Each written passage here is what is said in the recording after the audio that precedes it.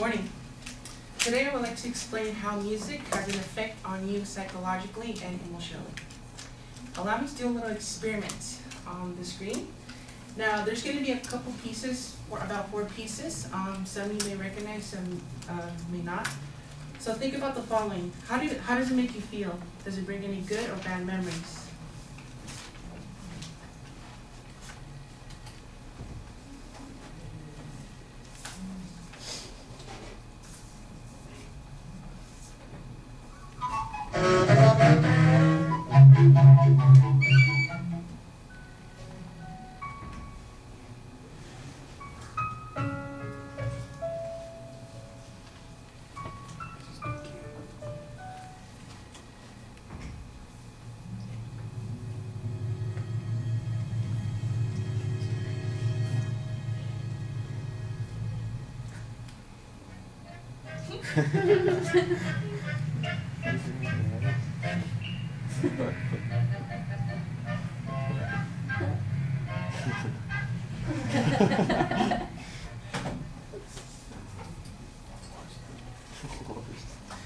Alrighty, any comments?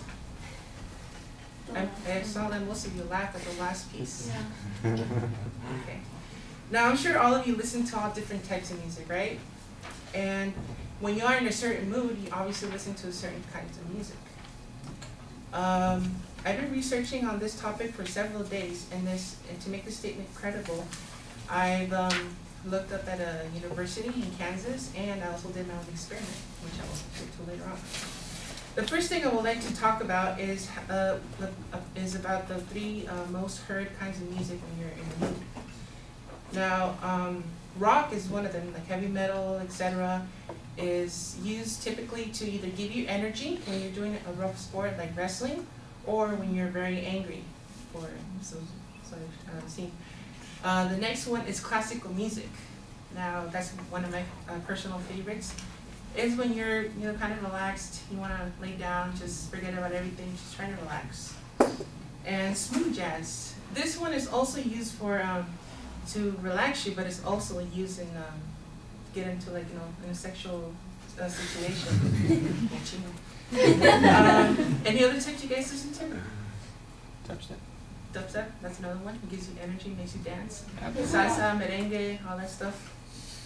Now that you have an idea of what kinds of music are there, now let's see how people use these kinds of music to experiment on people based on emotions. Now this is the study I was searching for at the University of Euphoria in Kansas. Now Dr. Christopher Rea, Pamela McDonald, and Gwen Carnes got 54 undergraduate participants to participate from 18 to 30 years old. They were to see how high their stress and tension level were to go up by listening or go down by listening to 3 kinds of music. It's classical, pop, and heavy metal. Now, some of the songs you may know. For the pop, Hey There Delilah by the Plain White T's was used. Heavy metal, All Said and Done, All That Is Said and Done, whatever, by Napalm Death. And classical, Violin Concerto Número 5 and A by Mozart. Now the results were that their hypothesis, which was that both classical and pop music will get the same results. And heavy metal, their tensions will rise, will hit the roof. And 98% of the participants with classical and pop were more relaxed. They had low stress levels, their tension levels were way low. And when they listened to heavy metal, that's when they started to show timidness, nervousness. They were shaking, they were getting angry. So it's really drastic. But only 2% found heavy metal to be more relaxing, energetic, and it made them happy, while classical and pop was kind of boring. They concluded that people are exposed to different types of music every single day, and some of them are not even your choice. So you can be on the radio, at the store, you hear the radio, and you say, "Hey, that's my song." It's on. You start singing to it, and you just get dancing to it. And this means that depending on the music that you're exposed to, can change your mood, whether you're out at Disneyland or at the store or wherever. Now that I've shown you how different music can affect you, now let's look at about the music in movies. Now this is a little experiment that I've done. My research on music in movies will have an effect on us psychologically. Now, my experiment consisted of 4 people. That's all I could find, sadly. They were to watch 2 different movie clips. One from the famous movie Scream 2. I'm sure you guys know what movie that is. They had to watch the scene where Sidney kills the killer, and they're looking at the killer, and then the second person from behind rises back from the dead and starts yelling like, ah, you know. And they both shoot the killer and he dies. And the second clip was from Johnny Depp's in Sleepy Hollow of 1999, where the Headless Horseman grabs Lady Van Tassel, Katrina's mom, and takes her back to the Tree of the Dead. And then Ichabod stares at the hand and then he faints. It's really funny.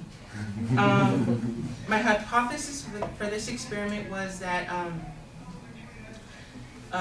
for Scream 2, they will have like a kind of like a scared emotion, like they'll be crazy because like the music gets all creepy, you know, and then like and the music tells you what's gonna happen next, and they're just like, come on, happen already, come on, you know.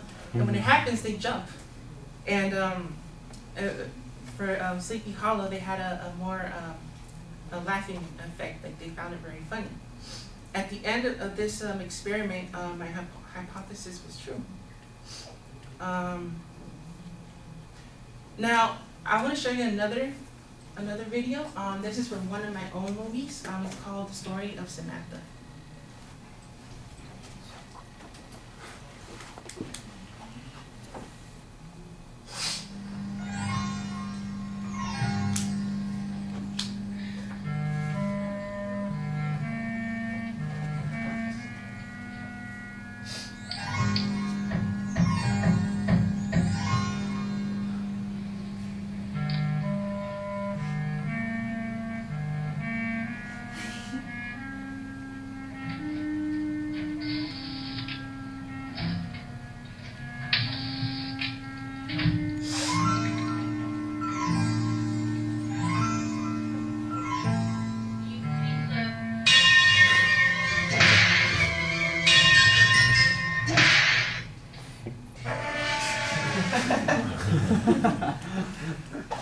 Alrighty, so as you could probably see that the music at the beginning was kind of mysterious, and it kind of gave you an idea that something mysterious is going to happen, or since it's in a dream, you think something's going to happen, like weird.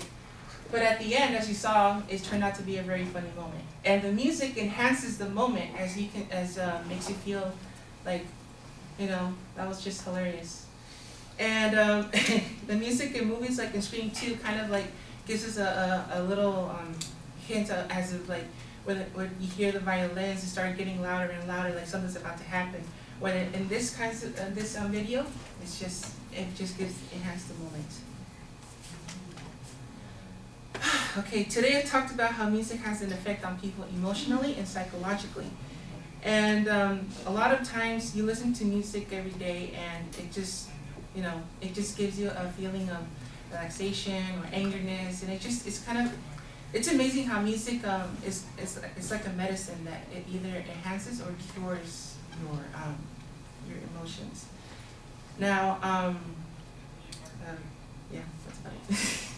Thank you. Now hit me with your best shot.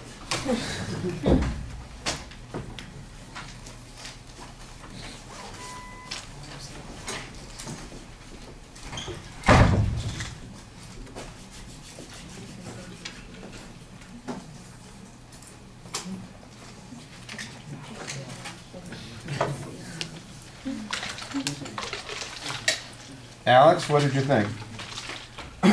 Well, first of all, I liked your visual aids. I found them pretty funny. The second one, however, was 49 seconds long, which was taking up a good minute of your speech there, but that's all right. I like how you made eye contact with everyone. I saw you constantly looking at the whole crowd. You had good concrete evidence supporting your claim. Your thesis statement was obvious. I found it well organized. You're very comfortable speaking to the audience. And the only thing negative that I have to say would don't open introducing the subject, because I mean there's better ways that you could do so. And that's it. All right. Well, there are a couple of things that I'm going to agree with you on, a couple of things I'm going to disagree with you on, Alex. So that's fine. I will agree with you about the opening. I think that you want to introduce the clip that you're going to show. Don't tell us what your topic is. Wait for that until after you've shown the clip, and then tell us what the purpose statement is of the speech. I thought the purpose statement was very clear, but it's the first thing out of your mouth, and I don't think that that's really the way you want to start. You've got an interesting clip here. Introduce that clip, show us, get us to have that emotional reaction that you're talking about, and then refer back to that clip as you're going to your purpose statement, and I think it's a lot more attention-grabbing that way. Like I said, I thought the purpose statement was very clear. I didn't think that the preview was very clear, and this is where I'm going to disagree with Alex. I thought that it was not as well organized as it should have been. At one point, I'm listening to it, and it sounds like it's going to be organized based on emotional reactions and psychological reactions, and then at a different time, it sounds like it's going to be organized according to kinds of music, how they use the music, and music in the movies, and I'm not sure if that's a sub-point on one of those points. It just was not very clear to me. I didn't think everything ran together, but I didn't know how it was being put together, and I think that's a little problematic. The visual materials, though, are integrated into the speech, I think, very effectively. I like the attention device with the 4 different pieces of music and the visuals that you're showing at the same time. I think that illustrates the concepts that you're talking about there. I think you spend more time talking about your personal study with the people looking at the video clips. I think you could have probably shown us 2 20-second clips from each of those movies and gotten the same kind of reaction instead of just relying on 4 people's response. You'd get the response of 26 people in the classroom listening to you, the Sleepy Hollow and the Scream 2 music clips. The only question, of course, is how long it would take and how complicated that is to do. I think the little dream clip at the end is a nice illustration of the way that the tone seems to change in the course of the movie that we're looking at, based almost entirely on the sounds, the music effects that we're getting there. I like the research study that you cited. It seemed to me like there could probably be a little bit more research on this aspect of the subject. I thought that that was good information that you had there, but I've seen other people, and I'm not even a big fan of this kind of idea or information, but I've come across articles and stories and scholars who write about exactly these kinds of things, what kind of music produces what kinds of effects and that sort of thing, and it just seemed like there is a rich vein there of research that didn't get exploited, and I felt a little bit like you needed to do more of that in the presentation. I thought you did a very nice job speaking to the audience. You've got good personal enthusiasm about the subject. I do think that you want to, I think you kind of bail out when you see that the time limit is up. You say, well, oh, never mind, I'm done. And you need to be a little bit more graceful than that. All right, thank you.